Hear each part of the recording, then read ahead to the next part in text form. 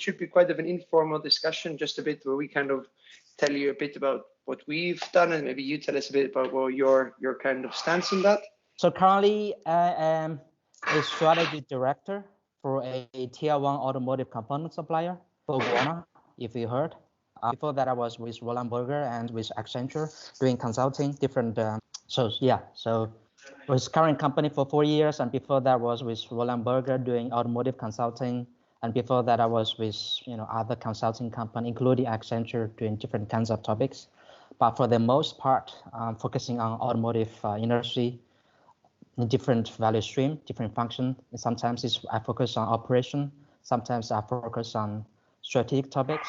But for the most part, in the last 6 years, I focus pretty much on strategic topics, including strategic planning, product strategy, M&A, commercial due diligence, and all that. Even with my current company right now, I'm helping the company target to transform the portfolio. Yes, thank you very much. Very interesting. I think maybe if we move on to kind of, as you said, you're involved in the kind of electrification of the market. How would you assess the current EV market, especially with regards to China? So China actually sets the electrification of the automotive as a national strategy 20 years ago. That's exactly. And why China set that political goal? 2 reasons.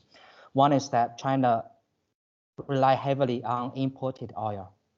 70% of the crude oil is imported from other parts of the world. So heavily reliant on imported oil. That's a national security issue for the Chinese people.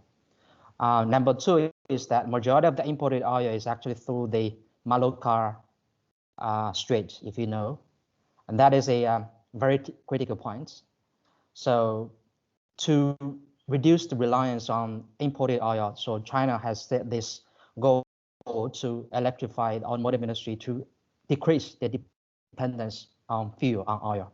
So that's actually the political side of this electrification strategy for the China. The legal aspect in China, so to push for electrification, there are many regulations and legal legislations. I can mention to you 2 big things in that area. One is the legislation in terms of toxic tail tap emission, and also CO2 emission. So that's really related to the emission control side of the regulation. The other side is really to offer subsidies, favorable policies for electrify the vehicles.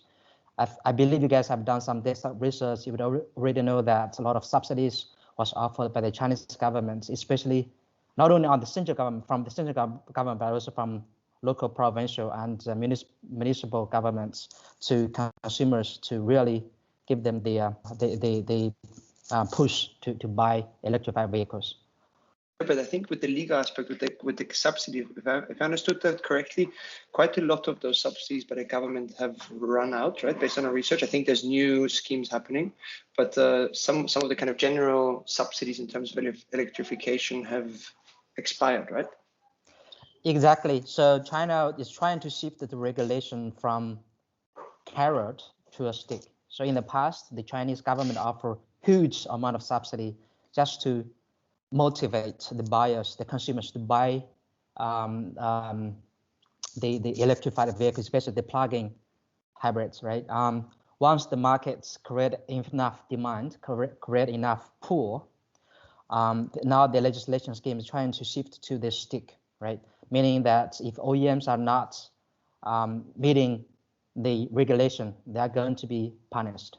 So in the past, it's sort of to provide enough subsidy to create enough pool from the consumer. But in the future, it's more about a stick type of regulation to push demand to the market. Meaning that so to do this, China invented this dual credit mechanism. So the CO2 credit and also this ZEV mandate, what we call the NEV credit. So on the one hand side, OEMs have to reduce their corporate average fleet fuel consumption to a certain level, right? And to do that, you also have to electrify your vehicle fleet. And this is what we call the CO2 credit, the CAFE credit, right? And then on the other hand side, you have this ZEV credit, meaning OEM, the vehicle manufacturer, have to maintain a certain percentage of their vehicle fleet to be plug-ins. And if the OEM does not meet that, they are going to be punished. So with this regulation, this will push OEM to electrify their portfolio, their product mix. And once you have enough ZV model, plug-in models available on the market, and with the cost going down, and with charging infrastructure improving, so the demand, the pool will come along with the demand. So that's how the government is planning to further develop the electrification market. Thank you. That's an amazing answer. And I have another question. Is like Elon Musk just said that EV market in China is really, really amazing and attractive. And what do you think the challenges for the EV market for China or globally? And is there any climate impact that the growing EV industry can bring to the market? The two biggest challenges that I see right now is really on the one hand side, cost. And the second is the charging infrastructure. When we talk about cost, if you compare the selling price of electric vehicle versus conventional ICE vehicle, there is still a big price difference. And now the subsidy is trying to close the gap. But with the subsidy phasing out, you can imagine this price disparity is still going to be there. And the major drive for the cost is really on the battery. The battery is probably 40% of the BOM cost of the battery electric vehicle.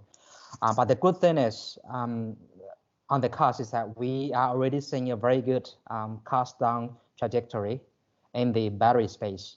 We are now seeing 10% cost reduction in the battery space every year.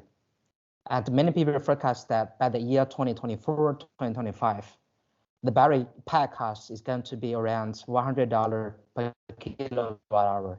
And that is when the tipping point come around.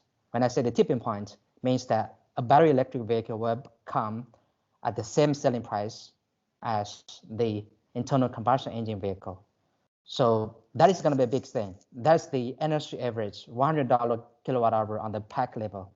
And industry leaders like Volkswagen and Tesla, they have scale economy.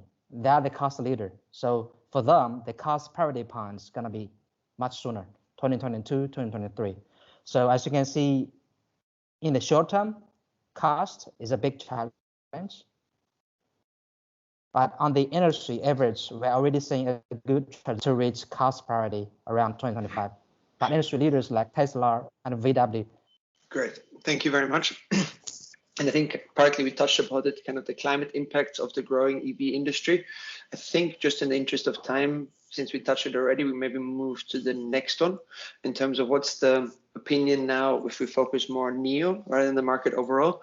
Obviously, people title it often as the Tesla of China, which is a big generalization. But where do you see the development of NIO? Well, I think that is probably correct. Even though NIO would definitely deny that, but many people would still say, "Hey, you are the Tesla of China," and that's especially how the investors say about NIO, because the share price of Tesla is just so high, and people are betting that the Chinese automotive market is just so big, and there's probably a second Tesla would coming out of the full range of startups, right? And there are already front runners, as you guys already mentioned, NIO, Li Auto, Zhouping, and all that. Those are the front runners in the long string of names in the startups, right? So NIO for me is really at the very beginning, at the very top of this new startup list in China. So if you say that's the Tesla of China, I would definitely agree to some extent. But they are definitely very much differentiated from Tesla in terms of technology, in terms of product. In terms of customer segments, as you listed, NIO's products are definitely targeting the premium end. If you look at their product price positioning, they are positioned even at least on par with Tesla pricing, right? So on that perspective, they are targeting the premium brand. In terms of differentiation, for me, the biggest differentiation with Tesla is their customer service, consumer service, right? They really serve their consumer well and create very good consumer community and create a word of mouth. And every buyer of the NIO is a big fan of NIO and a big fan of the founder, Mr. Lee. And they have very frequent consumer activity, community activity that sort of bring everybody together and create impact, create a reputation, and try to attract new buyers. On this end, Tesla is no match, right?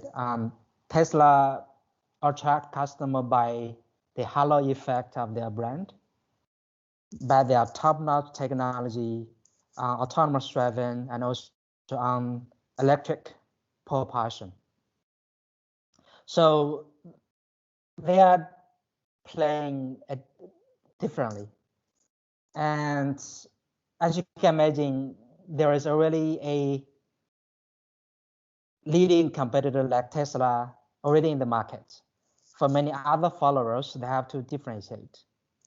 And I think NIO and the other Chinese startups consciously choose a differentiation strategy now to copy exactly what Tesla is doing, right? So Tesla really win customer by product, by technology. And when I say products, not really the interior or exterior design of the product, but really the hardcore technology in terms of the battery pack, the electric drivetrain, and also the autonomous driving software and hardware. So those are the things are very difficult to copy and are really the hardcore technology, but they are really lagging behind in terms of the vehicle design.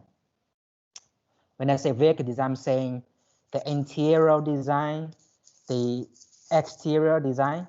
So if you ask any automotive expert, they would say the vehicle design of Tesla is so sloppy. It's just no match to VW, GM of the world, right? So, that's exactly the differentiation of Tesla. Tesla says, hey, I'm not going to be a vehicle expert. You guys have been making and designing vehicles for centuries, so I'm not going to be an expert. I'm going to be an expert in the battery pack. I'm going to be the expert in the autonomous driving, which the GMs, which the VWs cannot match. So that is the differential strategy for for Tesla. And then comes to the differential strategy for NIO and for other guys. They say, hey, I cannot match you Tesla on the battery pack, on the autonomous driving, but I'm going to beat you on the vehicle design. So when you look at the vehicle design of NIO is the best, way much better than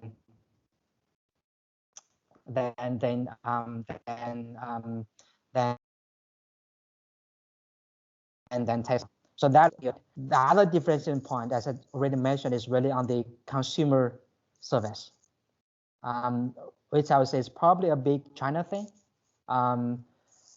NIO, the founder is from the internet space, and they know how to manage the consumer, the buyers universe, and how to attract them, retain them, and turn and make them a big fan and try to attract new fans. So that is their biggest strength in terms of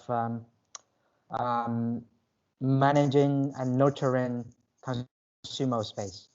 Exactly, and I think this is where the future is heading. But yeah, I think if there's no other question, I want to take this opportunity to thank you a lot. I know it's a bit late in the day for you, and I'm sure you've got a lot on. So thank you for taking the time. Thank you very much. No problem. Thank you. My pleasure to talk to you guys, and good luck with your project. Thank you very much. Okay. Ben, Thank have you very much. Perfect. Thank you very much. Thank you. Okay, thank you. Bye bye. Have a nice day. Bye bye. Thank you. Bye. Bye.